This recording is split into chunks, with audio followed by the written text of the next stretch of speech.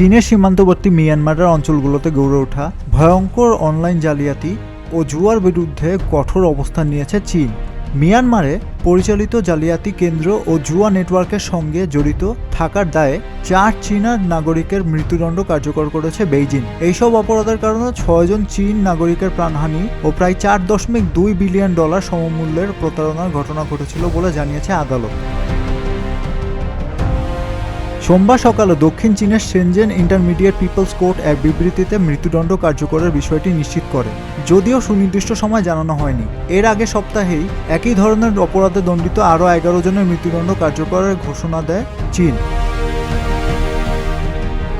আদালত সূত্রে জানা যায়, অভিযুক্ত চক্রটি মিয়ানমারের কোকান অঞ্চলে একাধিক তথাকথিত ইন্ডাস্ট্রিয়াল পার্ক স্থাপন করে। সেখান থেকে টেলিযোগাযোগ জালিয়াতি, অনলাইন জুয়া, অপহরণ, চাঁদাবাজি, জোরপূর্বক দেহ ব্যবসা ও মাদক উৎপাদন ও পাচারের মতো অপরাধ চালানো হতো। এইসব অপরাধের মাধ্যমে তারা 29 বিলিয়ন ইউয়ানের বেশি অর্থ আত্মসাৎ করে।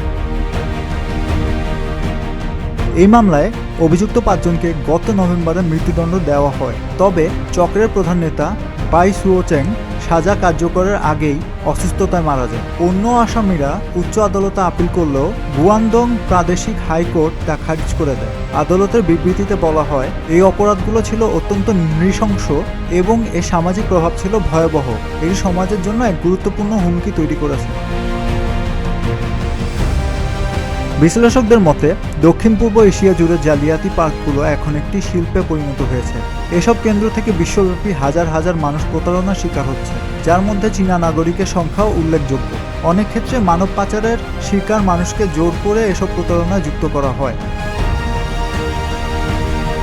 বিশেষজ্ঞরা বলছেন, এসব জালিয়াতি কেন্দ্রের পিছনে রয়েছে চীনা নেতৃত্বাধীন অপরাধ চক্র, যারা মিয়ানমারের সশস্ত্র গোষ্ঠীগুলোর সঙ্গে যোগসাজশে দেশটির চলমান সংঘাত ও অস্থিতিশীলতার সুযোগ নিচ্ছে। মিয়ানমারের সামরিক সরকার দীর্ঘদিন ধরে এই বিষয়ে নীরব থাকলেও চীনের চাপের মুখে সম্প্রতি কিছু অভিযান চালিয়েছে। সাকিব রশিদ, প্রতিদিনের বাংলাদেশ।